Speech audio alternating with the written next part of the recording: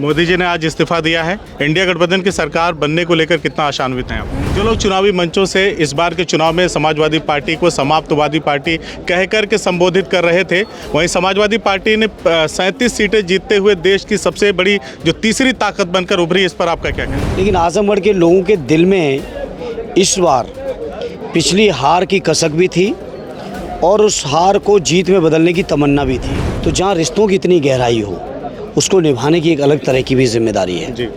और मैं कोशिश करूंगा कि मैं अपनी सभी जिम्मेदारियों को पूरा कर सकूं। तिकड़म से चुनाव जीत के सरकार जरूर बनाना चाहते लेकिन सफल नहीं होंगे।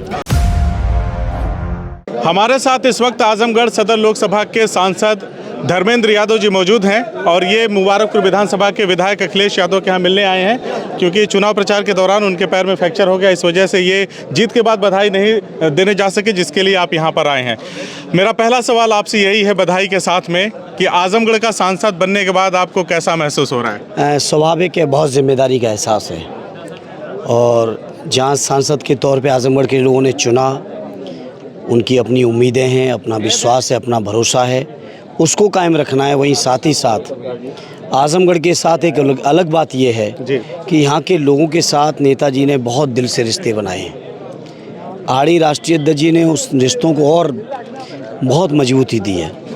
तो जहाँ रिश्तों की इतनी गहराई हो उसको निभाने की एक अलग तरह की भी जिम्मेदारी है और मैं कोशिश करूँगा कि मैं अपनी सभी जिम्मेदारियों को पूरा कर सकूँ और यहाँ के लोगों की हर उम्मीद को पूरा कर पाऊँ। यहाँ पे 5 विधानसभाओं में होड़ मची हुई थी कि सबसे ज़्यादा लीड कौन देगा। सदर से थी, गोपालपुर से, सगड़ी से, मेहनगर से, मुबारकपुर में, और सबने मेहनत किया। तो अब की बार का चुनाव 2022 के उपचुनाव से कितना भिन्न था, जिसमें आप लोगों को जीत हासिल? बहुत अलग चुनाव था। 22 के चुनाव में एक तत्काल पार्टी की सरकार की जो नाउमीदी हुई उसकी भी निराशा थी जी। और भी जमाली साहब सामने आ गए, वो भी एक फैक्टर बना, और भी कई बातें थी उस चुनाव में। 14 दिन का ही समय मिला था, लेकिन आजमगढ़ के लोगों के दिल में इस बार पिछली हार की कसक भी थी और उस हार को जीत में बदलने की तमन्ना भी थी और हम लोगों ने जो उम्मीद लगाई थी उससे कहीं आगे बढ़ के लोगों ने पूरा किया उस तमन्ना को। जो लोग चुनावी मंचों से इस बार के चुनाव में समाजवादी पार्टी को समाप्तवादी पार्टी कह कर के संबोधित कर रहे थे, वहीं समाजवादी पार्टी ने 37 सीटें जीतते हुए देश की सबसे बड़ी जो तीसरी ताकत बनकर उभरी। इस पर आपका क्या कहना है? समाजवादी पार्टी न केवल 37 सीटें, बल्कि मेरी खुद की जानकारी में 5-7 सीटें ऐसी जो काउंटिंग के दौरान हराई गई, काउंटिंग के दौरान हराई गई, अन्यथा हमारा गठबंधन 50 पार जाता। अच्छा। और ऐतिहासिक जीत हुई। जो उम्मीदवारों का आप लीड का अंतर देखोगे तो उससे आपको अंदाज़ लगेगा जनता ने कितना समर्थन दिया। हर सीट, एक सीट से बड़ी लीड दूसरी सीट की हो रही, दूसरी सीट से बड़ी तीसरी की हो रही है। अगर आप पूर्वांचल में ही बात करेंगे, चाहे अम्बेडकर नगर लीजिए, आजमगढ़ लीजिए, लालगंज लीजिए, घोसी लीजिए, गाजीपुर लीजिए, इन सभी सीटों की जो लीड है वो देखिए ना कितनी बड़ी बड़ी है। तो बहुत प्यारा समर्थन मिला है जनता का, राष्ट्रीय अध्यक्ष जी के नेतृत्व को समर्थन मिला है, उनके मुद्दों को समर्थन मिला है और हर मुद्दे को हमारी पार्टी और हमारे नेता पूरे करेंगे। मोदी जी ने आज इस्तीफा दिया है। इंडिया गठबंधन की सरकार बनने को लेकर कितना आशान्वित हैं आप? हमें पूरा यकीन है।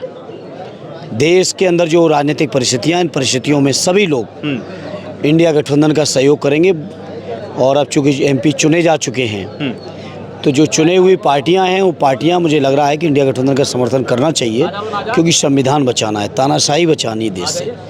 नौजवानों की बेरोजगारी से लेके तमाम मुद्दे हैं, उन मुद्दों पर बीजेपी के लोग फेल हुए हैं। तिकड़म से चुनाव जीत के सरकार जरूर बनाना चाहते लेकिन सफल नहीं होंगे। इस बार दलित समाज, बहुजन समाज पार्टी को वोट ना करके इंडिया गठबंधन को उसने भर भर कर वोट दिया है।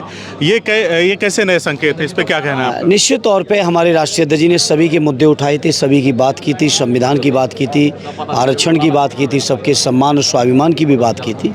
वो हमारी राष्ट्रीय अध्यक्ष जी की नीतियों को ये समर्थन दिया दलित भाइयों ने और मैं आज कह सकता हूँ जो आज इस चुनाव में समर्थन मिला है, आगामी चुनावों में उससे बड़ा दलित भाइयों का समर्थन और विश्वास हम लोग जीत के दिखाएंगे। सर, ये 37 सीटों का जो मिलना हुआ है, जो जीत हासिल हुई है, ये 27 को लेकर इसे किस संकेत के तौर पे देख रहे हैं? 27 तो तय है। चुनाव का इंतजार है उत्तर प्रदेश के जनमानस को। प्रचंड बहुमत की सरकार बनेगी आदरणीय अखिलेश जी की, उसमें तो कोई डाउट ही नहीं है। अभी तो हम लोग दिल्ली को उखाड़ने में लगे हैं। आज एक तस्वीर वायरल हो रही है तेजस्वी यादव की और नीतीश चाचा की, क्या कहेंगे?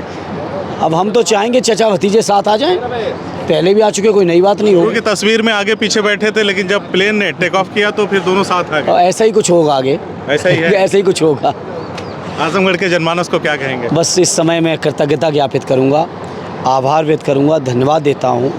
और शब्द नहीं है मेरे पास, मैं किन शब्दों में उनका आभार व्यक्त करूँ। मैं बस इतना ही कहूँगा कि जो नेताजी ने आजमगढ़ के लिए सपने सजोए हैं, जो बुनियाद रखी आजमगढ़ की तरक्की की, जिस बुनियाद पर आदरणीय राष्ट्रीय अध्यक्ष जी ने, अखिलेश जी ने एक इमारत खड़ी की है, उसी इमारत में हम कोशिश करेंगे और ईंट पर ईंट रखते चले जाएं और आजमगढ़ हमारा तरक्की के रास्ते पर हो। समाजवादी पार्टी का जो झंडा आजमगढ़ के लोगों ने बुलंद किया है, उस झंडे की हमेशा बुलंदी बनी रहे, यही हमारा प्रयास होगा। से बातचीत करने के लिए बहुत बहुत बहुत बहुत धन्यवाद आपको।